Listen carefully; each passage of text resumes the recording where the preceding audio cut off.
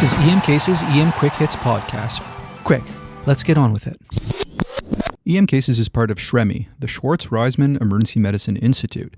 That's the nonprofit organization dedicated to improving EM care through high-quality research and education. The opinions expressed on this podcast are intended for general information and educational purposes only and should not be used to diagnose, treat, or prevent any medical condition, nor should they be used as a substitute for medical advice from a qualified practicing physician. Unless stated otherwise, the opinions expressed by the hosts or guests are made in their individual capacity, not on behalf of the Institute nor Medicine Cases. Starting off this month's EM Quick Hits, we've got Ken Milne. Now, Ken was kind enough to talk at the last EM Cases Summit, which was in November. I learned so much there, my brain almost exploded.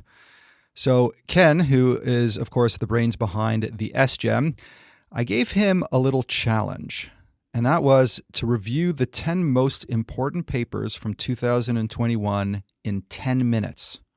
Perfect for a quick hit, right? So here's Ken Milne from the EM Cases Summit 2021. Hello, I'm Ken Milne, and this is 10 important recent publications in 10 minutes. Let's go. First paper. There's been a couple of small studies 20 years ago claiming the efficacy of therapeutic hypothermia in out-of-hospital cardiac arrests.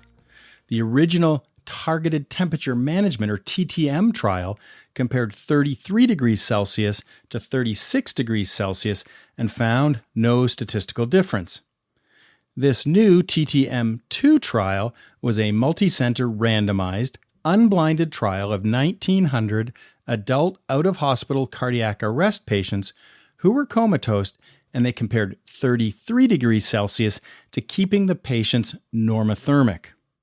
Key result? No statistical difference in death from any cause at 6 months. It was about 50% in both groups. Bottom line, we don't need to cool these patients. And I hear there's a TTM3 trial in the works, which will be normothermia versus no temperature control. Paper number 2. Hyponatremia is the most common electrolyte abnormality in clinical practice, and we've been warned to correct this slowly to avoid the horrible condition of osmotic demyelination syndrome, or locked in. The SALSA trial looked at adult patients with moderate to severe symptoms and a sodium of less than 126.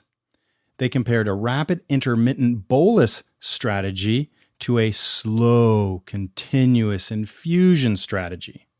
Key result?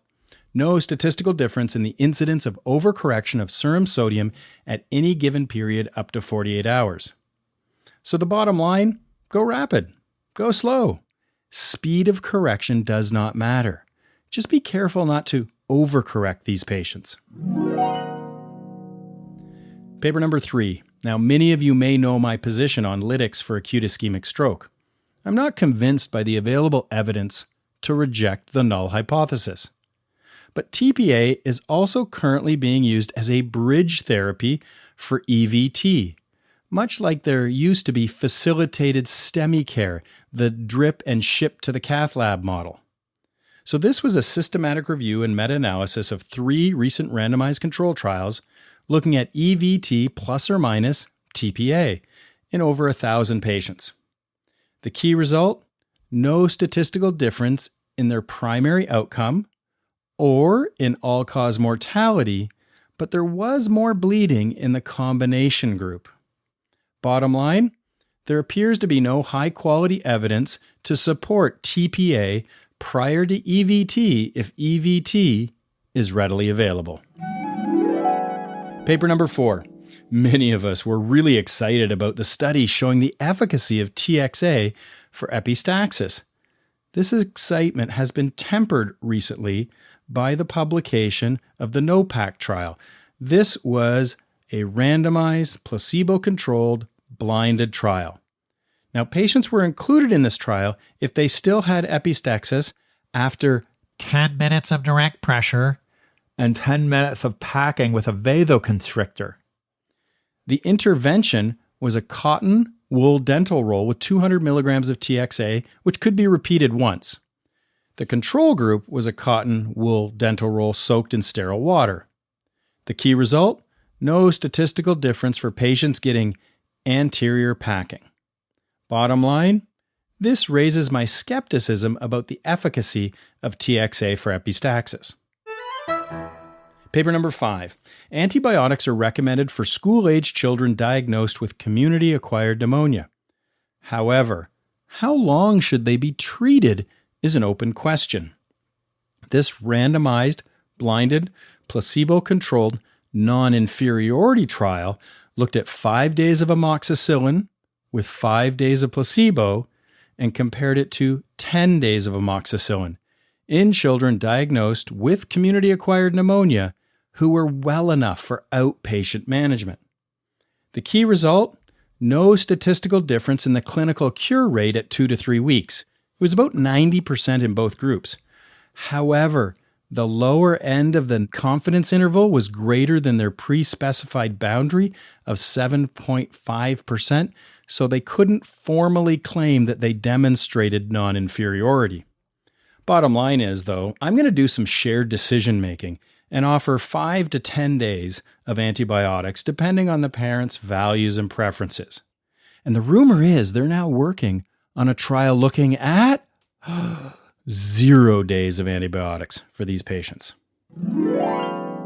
Paper number 6. Patients presenting to the ED with epigastric pain often get treated with a pink lady or a GI cocktail. Well, there was a randomized control blinded trial of 94 adult patients with epigastric pain or dyspepsia this year. They were randomized into 3 groups. It was the viscous lidocaine plus antacid, the solution lidocaine plus antacid, or antacid alone. Key result? No statistical difference in pain scores at 30 minutes on a 100 millimeter visual analog scale. Bottom line?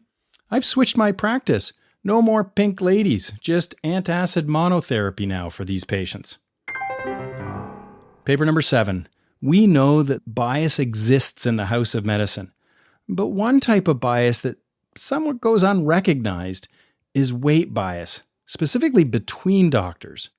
And this was a survey of 620 emergency medicine attendings and residents. The key result? A high percentage of participants indicated implicit weight bias against other physicians, while other results suggested some explicit weight bias and professional weight bias.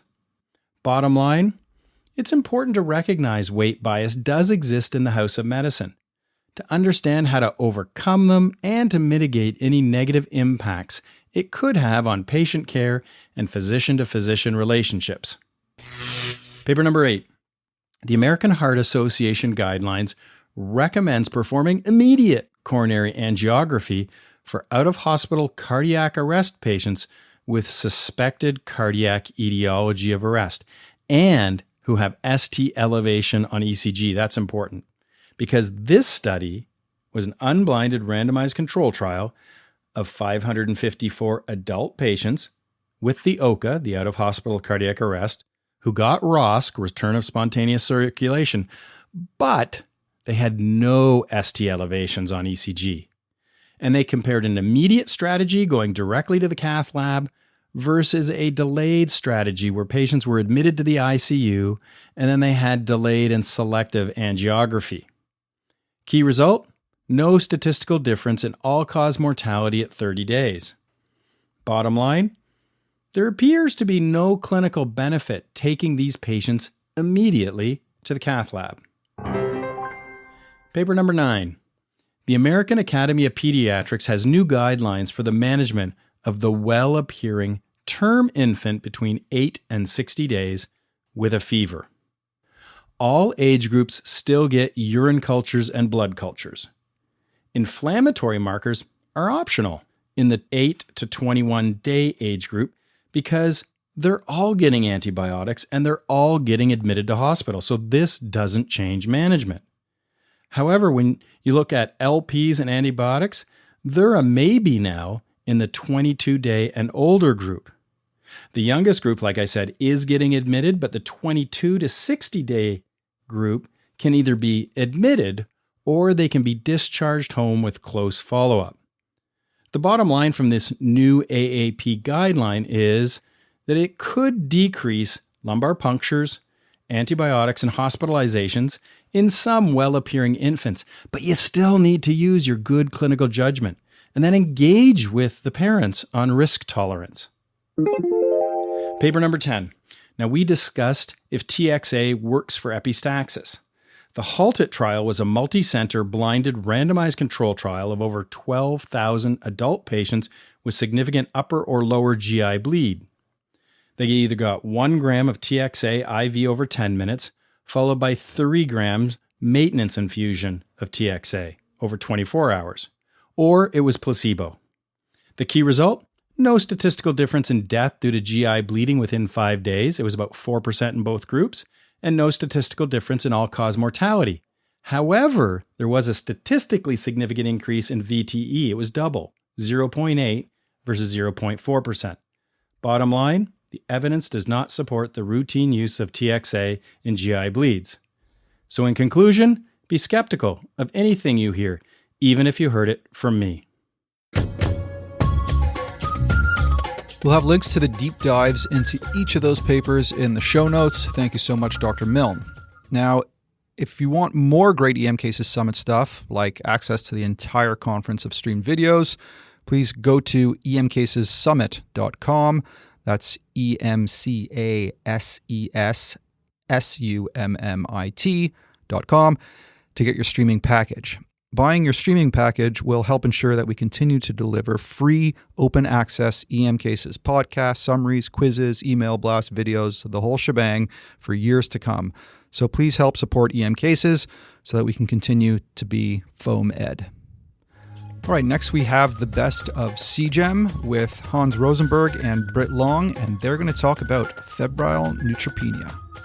Welcome to another CGEM and EM Cases collaboration. Today, I'm joined by Dr. Brit Long, and we are going to talk about his latest CGEM Just the Facts article, Febrile Neutropenia in the Emergency Department Setting. Welcome once again, Brit. Hans, thanks so much for having me. So, Brit, febrile neutropenia we know is an oncological emergency. Can you tell me, how do we diagnose febrile neutropenia in the emergency department? This is most definitely an oncologic emergency. Mortality was close to 70% before current therapies. But if we have an appropriate diagnosis and management, mortality is actually less than 5%. Now, when it comes to those official criteria, the definition for febrile neutropenia includes a single oral temperature of 38.3 degrees Celsius or greater, or a temperature of 38.0 degrees for 1 hour with neutropenia. When it comes to taking that temperature, this is usually an oral temperature unless the patient has mucositis, where you should obtain an axillary temperature. For neutropenia, this is defined by an absolute neutrophil count of less than 500 or less than 1,000 with an expected decrease to less than 500, when we're most commonly going to see neutropenia around 5 to 14 days after a patient receives chemotherapy. One situation that can be a bit challenging is that patient who presents with a borderline temperature, or if they present with neutropenia that doesn't officially meet criteria. For these patients, you should discuss these patients with the oncologist. While they may not meet full diagnostic criteria for febrile neutropenia, they need to be managed on a case-by-case basis because they're still at risk for poor outcomes. Now, given that most of the sites for infection include the classic sort of GI tract, bloodstream, skin, lung, and urinary tract, how do we actually even examine these patients in the emergency department? That's a great question. The key to evaluation is a thorough history and exam because we need to find that source of infection. Like you mentioned, the lungs and the urinary tract are the most common, followed by the GI tracts, the bloodstream, and the skin, but it isn't always straightforward. Because of the reduced inflammatory response, patients often won't have those classic findings of infection that we rely on. A patient with cellulitis may just have some subtle erythema, and a patient with pneumonia may have mild respiratory symptoms and a negative chest x-ray. Fever might be the only sign of infection, so on your exam, you need to evaluate the patient from head to toe and consider atypical infections.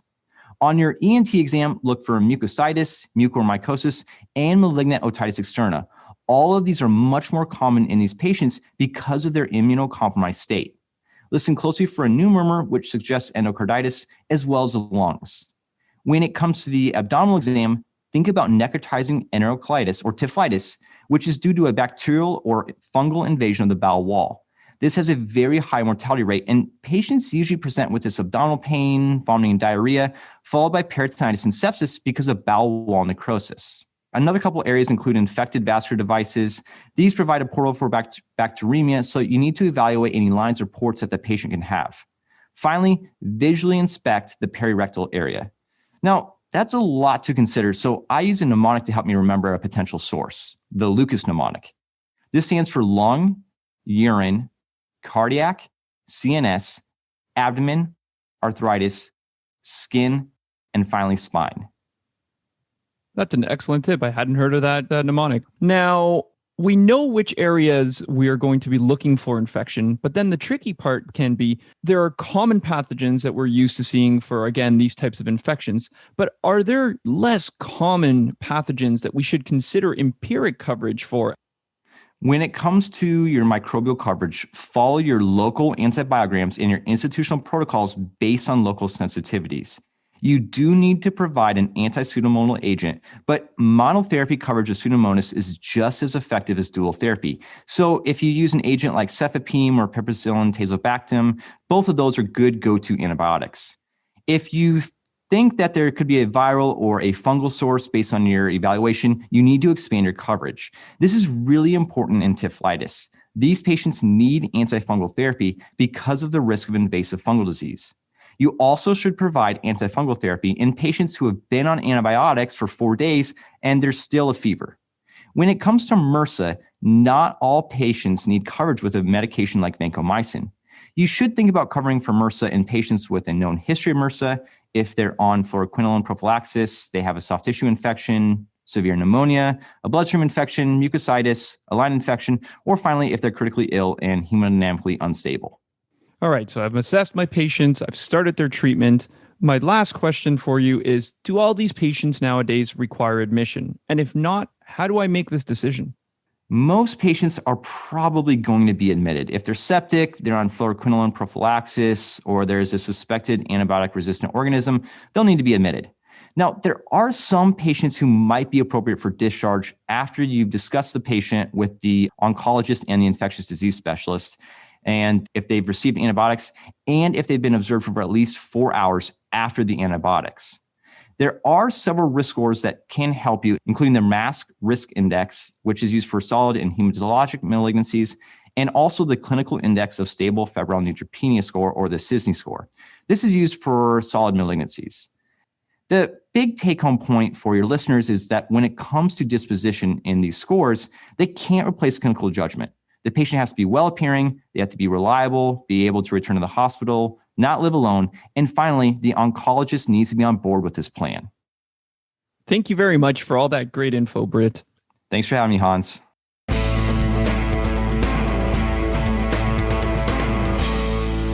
Love that Lucas mnemonic for where to look for occult sources of infection in the febrile neutropenia patient. Again, that's L for lung, U for urine, C for cardiac, A for abdomen, and S for skin and spine. And just a couple of extra key points when it comes to febrile neutropenia.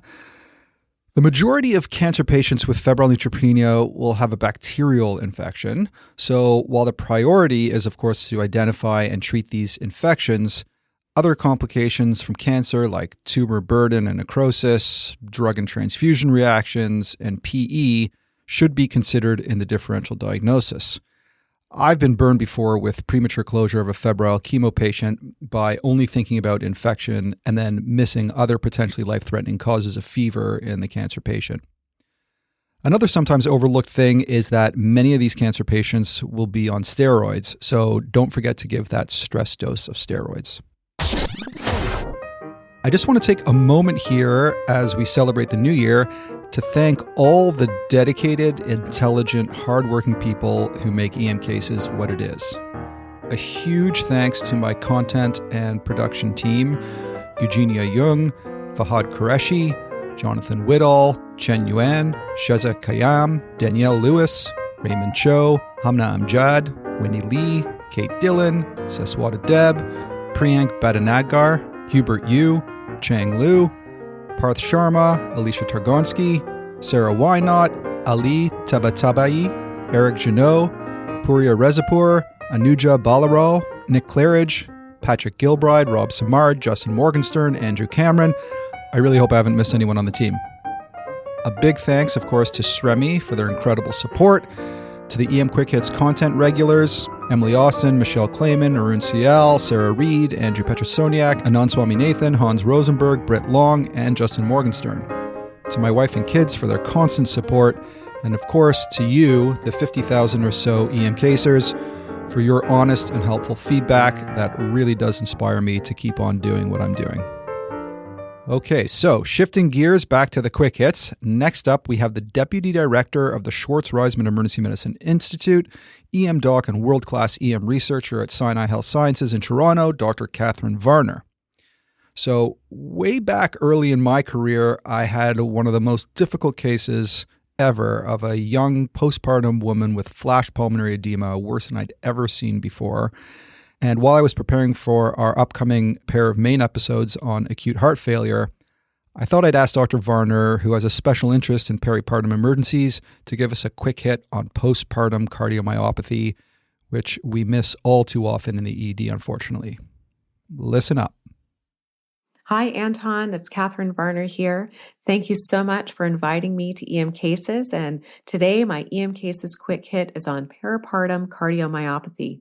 This is not a condition we often see in the emergency department, but it's one that I want you to consider when you're seeing a patient in the third trimester or the postpartum period who's coming in with shortness of breath or worsening lower extremity swelling. The case I'm going to tell you about describes some of the diagnostic considerations as well as the management of patients with peripartum cardiomyopathy. So let's get into the case. This is a 35-year-old female who's 6 days following a normal spontaneous vaginal delivery, and she's coming into your department with shortness of breath and lower extremity swelling. She had a relatively normal pregnancy and delivery, and since then, she's had increasing swelling in her lower extremities and shortness of breath in the last 48 hours. And what brought her into the emergency department now is that she can't even walk without feeling short of breath. Her vitals show that she is slightly tachycardic with a heart rate of 102, blood pressure 98/55, a rest rate of 24, and an O2 sat of 94%, and she looks exhausted. Her cardiovascular exam is otherwise normal. Her chest is clear, except for she has decreased air entry to the bases, and she has bilateral 3+ lower extremity edema. This is the type of patient whom I'd want in a monitored setting with oxygen early on in the course. This is not somebody I'd want hanging out in the waiting room waiting for a bed. With 2 liters of oxygen, her O2 sat comes up to 96%, and her vitals otherwise remain the same. So some of the diagnostic considerations, as most of us, I think, would be thinking this patient likely has a PE, includes what type of blood work should we do? In addition to a D-dimer, in this patient, I would also do a BNP and a troponin. Patients who have normal pregnancies should not have elevations in their BNP. BNP is both sensitive and specific for peripartum cardiomyopathy in the peripartum or postpartum patient. So it can be helpful in making a diagnosis for this patient.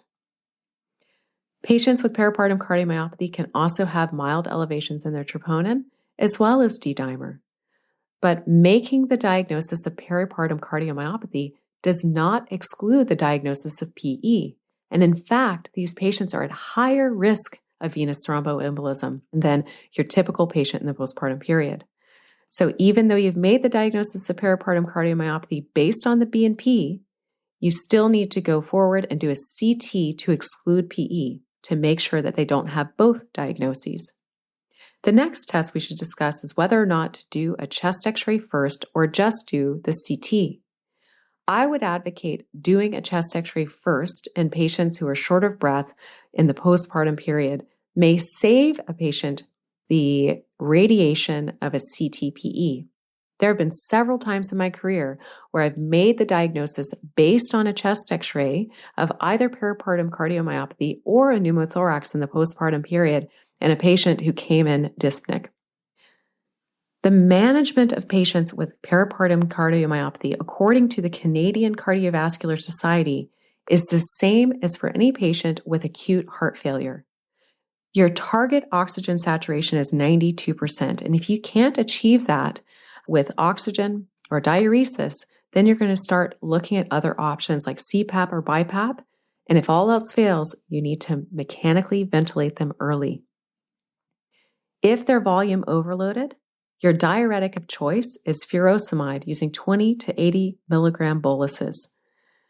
In this patient, we chose 40 milligrams IV, which helped with the diuresis and improved her oxygen saturation.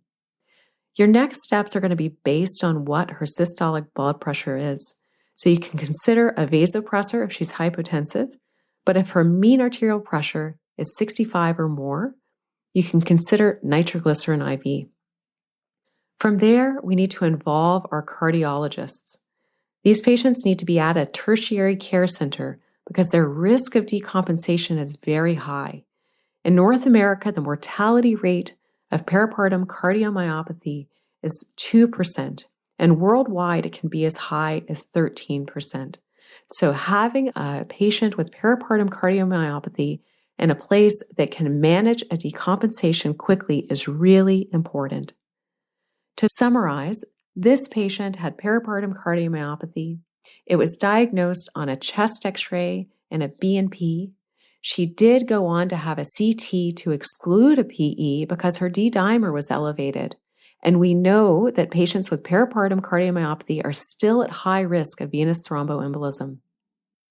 These patients would be advised to not conceive again in the future because their risk of recurrence is extremely high. So thanks so much for having me on EM Cases, and good luck on your next shift.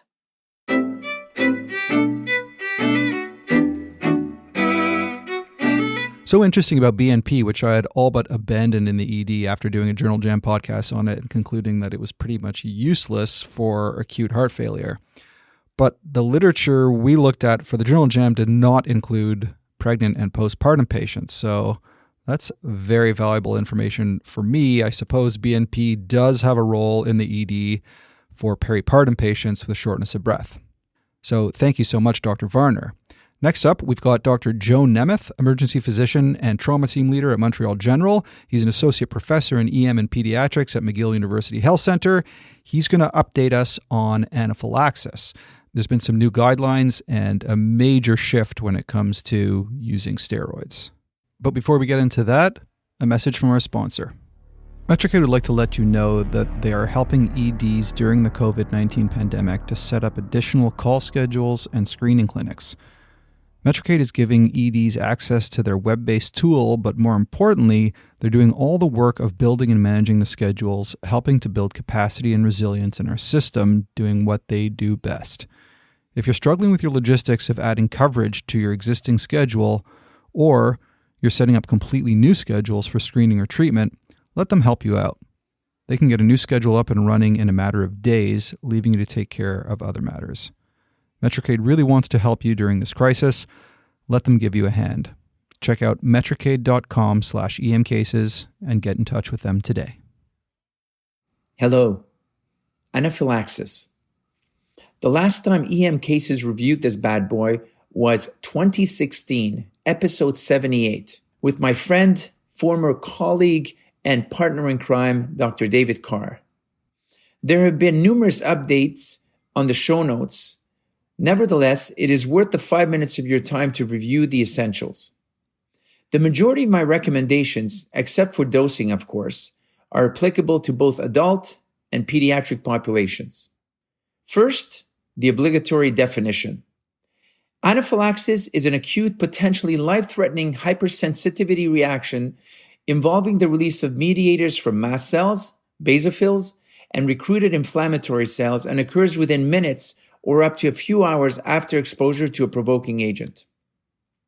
My short spiel on this topic is mainly based on 2 position papers, as well as current international society guidelines, all of which, by the way, I will place in the show notes. Spoiler alert. The quality of evidence for most of these recommendations is low. Only thing differing is the strength of recommendations. Let's talk about the triggers of this lethal anaphylactic cascade. Many are well known to us. In North America, medications are the number one cause. Antibiotics and NSAIDs leading the way. Of note, novel immunomodulators for cancer care as well as biologics are making their way close to the top. Beware and pay close attention to these in your practice. Keep in mind other infrequent and unexpected causes of anaphylaxis, such as exercise, luteal phase of the menstrual cycle, and yes, even intimate sexual contact due to seminal plasma protein allergy. That's another talk for another day. Perhaps Dr. Carr can do this one. Diagnosis is simple. It is all clinical. There are 3 criteria. Number 1, any acute onset of skin or mucosal tissue involvement plus an airway or a breathing symptom. Or number 2, 2 systems involvement following exposure, including the often forgotten GI system. Or number 3, shock post-exposure. Notez bien, that's French for pay attention. 30% of reactions are isolated B, that is breathing, and C, that is circulation symptoms. Yet by the current North American criteria, reactions with only respiratory symptoms do not meet the criteria for diagnosis anaphylaxis. Having said this, the World Allergy Organization wrote a position paper recently challenging these definitions and amended these criteria with the important caveat that anaphylaxis should be diagnosed even in the absence of skin or mucosal involvement if, following exposure to a known or potential allergen, the patient exhibits any of the isolated signs of hypotension, stridor, or bronchospasm, without the need for skin involvement. Before we look at treatment, let's look at how this beast kills. A, B, C. Upper airway and or lower airway obstruction and or shock. Not only distributive shock, but this baby is a triple threat. Along with causing distributive shock, it also causes hypovolemic shock by massive third spacing and can cause cardiogenic shock as well from A, vasospasm, and from B, myocardial dysfunction from direct effect of the huge pro-inflammatory cascade. By the way, anaphylaxis with cardiogenic component is called the Kunis syndrome. Look it up. There are no contraindications to epinephrine if done and dosed right. 0.01 milligram per kilogram, 1,000 epi, IM in the thigh. Don't underdose epinephrine. A 200-pound patient should not be getting 0.3 milligrams of epinephrine IM. One word on IV administration. Think about it from the get-go. Why? With IV administration, therapeutic epinephrine levels will be achieved within seconds, not minutes. Furthermore, IV administration also provides smoother pharmacokinetics in titration, for repeat dosing, and for tapering. So what happens if you run into epinephrine-resistant anaphylaxis, which happens 0.3% of the time? Very rare, but it can happen. So let's look at other treatment options. Let's start with the airway and the breathing issue. Get help early. Any stridor or wheezing refractory to first dose epinephrine should make one think of nebulization. Nebulization of epinephrine for stridor and salbutamol for bronchospasm. Regarding C, circulation issues, this should of course be guided by POCUS. The kitchen sink meds include alpha agonists, vasopressin, methylene blue, glucagon, isoproterenol. For most patients, epinephrine will do the job, even those that are beta blocked. So don't get fancy, stick to the basics. One word regarding steroids and histamine 1 and histamine 2 blockers. They have a very low evidence for meaningful improvement on important outcome, and that includes decreasing rate of biphasic reactions. Regarding biphasic reactions, it occurs approximately 5% of the time. It can occur from a few hours up to, yes, even 7 days later. The risk factors for this baby are if you have to give more than one dose of epinephrine to a patient, early symptom onset from exposure, late treatment initiation, patients who have underlying severe asthma, and past history of severe reactions. So how long do we observe? 1 to 2 hours of post-resolution of symptoms observation is enough, especially in the right, low-risk, reliable patient group. Much more important than exact time of discharge is patient education at the time of discharge. What I mean is what to give, meaning epinephrine, how to give it, meaning intramuscular thigh, and when to give it at the earliest sign of anaphylaxis. I would be remiss if I didn't rant about one of my pet peeves, a huge pet peeve propagated by nurses, trainees, and yes, even you, fellow faculty, namely one of iodine allergy and association with radiocontrast, and the need for so-called prepping of these patients. Stop. Really, stop. A person cannot survive without iodine in the body. The cause of anaphylactic reactions from radiocontrast is not due to the iodine, but thought to be more from the hyperosmolarity of the contrast agent compared to blood.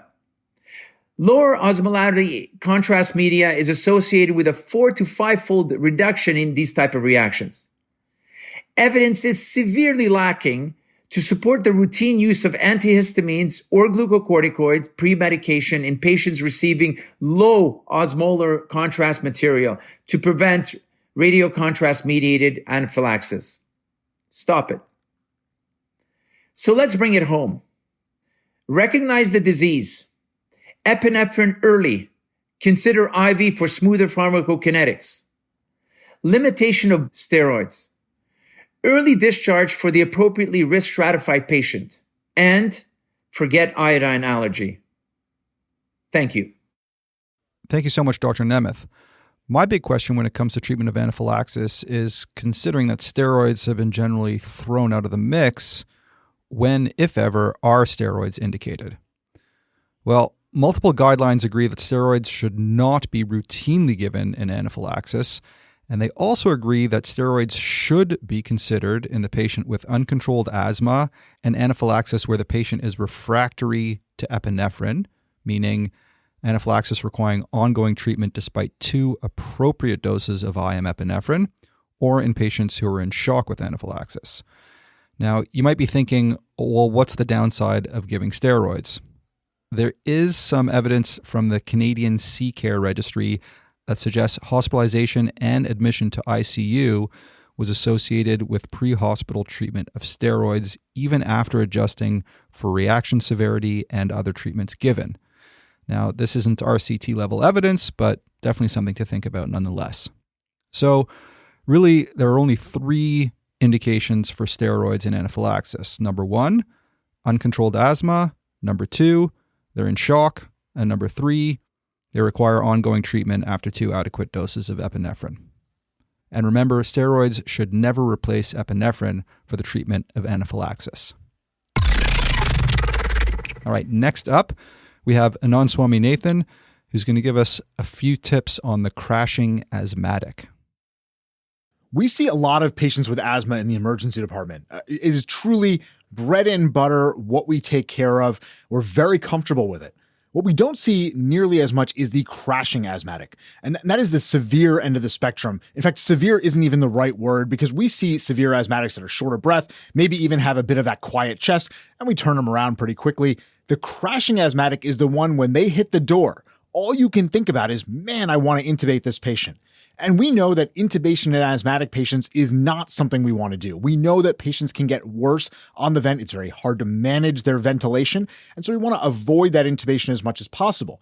So I want to talk a little bit about some things that we can do to really turn around that crashing asthmatic with the goal of avoiding intubation, but at the same time, maximizing our pre-intubation parameters so that if we need to intubate the patient, we are in the best scenario to do so. For this conversation, we're presuming we've done the basic asthma management, or our EMS folks have done the basic asthma management and it hasn't turned the patient around. As soon as that patient hits the door, there are three things I want to immediately start. One is to get non-invasive to the bedside. The reason we're doing non-invasive here is to support the work of the respiratory muscles. With those high respiratory rates, the increased work of breathing, the respiratory muscles will start to tire. As they tire, their ventilation worsens, they become hypercapnic, they become acidemic, and eventually they will become hypoxemic. And all of that can lead to an encephalopathy that makes it more difficult to take care of the patients. We want to get bilevel on immediately. They don't really need much in terms of the expiratory pressure. They don't need much PEEP, but we want to make sure we're giving them enough inspiratory pressure to relax those muscles, to give them a little bit of time to recover. That is going to improve their oxygenation, improve their hypercarbia, and ultimately it's going to also improve their mental status. To facilitate that non-invasive, if the patient's already encephalopathic, if they're having trouble with that, you can give a small dose of ketamine to facilitate the non-invasive, making sure, of course, that you're not leaving the room. You're going to be watching that patient like a hawk. While I'm getting the non-invasive setup, I'm also going to be giving these patients an aggressive fluid bolus, something in the 20 to 30 cc's per kilo range. They have huge insensible losses. They are going to be volume down. And if I need to convert them to positive pressure ventilation and intubate them, this can actually drop their pulmonary venous return to zero. And so we want to make sure that we have given them adequate preload. And then the third thing I'm doing right off the bat is starting epinephrine. The reason we're starting epinephrine here is because many of these patients aren't taking good tidal volumes. They are bronchoconstricted, and those inhaled beta agonists simply aren't getting down into the lung where they need to go. We can start with IM epinephrine in your typical anaphylaxis dose, so 0.5 milligrams IM. But if you have an IV, you can give this IV. I typically would be starting in the 5 to 10 micrograms per minute range, and then I'm going to titrate that to effect. What we see here is that that is going to reach the lungs, it's going to circulate there, it's going to help to get some bronchodilation. Oftentimes, the non-invasive and the epinephrine is going to be enough to turn these patients around, to break that cycle of asthma. One of the other things, though, that I will include in my package here is magnesium. We know that we have been giving magnesium to asthmatics for a long time, despite the fact that the evidence isn't very good supporting the use of magnesium. We have some trials showing a reduction in hospitalization for the moderate to severe asthmatics. The patient with crashing asthma is going to be admitted. That's not going to change because of some magnesium, but I do find that magnesium can help here. The problem is we're probably not giving enough magnesium. We often will give 2 grams and then we'll stop at that point. Problem with magnesium is that it does move intracellularly and extracellularly pretty rapidly. It gets eliminated in the urine pretty rapidly. And so what I typically will do is actually give larger doses and give infusions in order to keep the serum level of magnesium high enough. I will give 4 grams of magnesium followed by an infusion of 4 grams per hour while I'm resuscitating that patient acutely. It might only be for an hour or two, but I find that it can have a little bit of effect here. Now, one of the hard parts, of course, is knowing which drug is having an effect. Hard to know if the magnesium is the one that really brought the patient back, or if it's the epinephrine and the non-invasive, which is more likely. The other thing I like the magnesium for is that the epi at the doses that we're giving can produce some tachydysrhythmias. The magnesium can actually combat that. So that's a nice little added bonus from that magnesium. Let's recap really quickly what we went through. In the crashing asthmatic, the one who comes in looking for a tube that you think is going to die unless you intervene immediately, there's a couple of things that we want to do right away. One is starting non-invasive ventilation because those patients are fatigued, they're hypercapnic, they're acidemic, and the non-invasive can help to fight all of those things, including reversing any hypoxemia that's present as well. If the patient's encephalopathic, if they're not tolerating non-invasive, consider giving ketamine to facilitate that procedure. To that, we're going to add epinephrine, understanding that the patients aren't getting those inhaled beta agonists down into the lungs, so we can give IM or we can give IV at the 5 to 10 micrograms per minute dose to help to reverse that bronchoconstriction that's going on. Make sure to fluid load these patients with 1 to 2 liters, 20 to 30 cc's per kilo, because these patients are volume down, and if you do need to intubate them, you want to make sure they have adequate preload. If you're going to use magnesium, consider pushing to higher doses. Consider that infusion to keep the serum levels of magnesium up, understanding that we don't have great data telling us that this is going to make a huge impact, and probably the non-invasive and epinephrine are the real winners here. Man, that was so good. Thanks so much, Dr. Swaminathan. Before we go, a couple of Foam Ed EM Cases offerings that I don't think we've mentioned on the podcast much at all before. And that is, first, our YouTube channel, which houses our rapid reviews videos, EMU 365 videos, and most recently, a few choice videos from the latest EM Cases Summit. And also the EM Cases Instagram account, which houses all our infographics, the choice, beautifully designed summaries of a variety of EM Cases topics. So with that, I hope you all had a restful holiday season. Until next time, take it easy.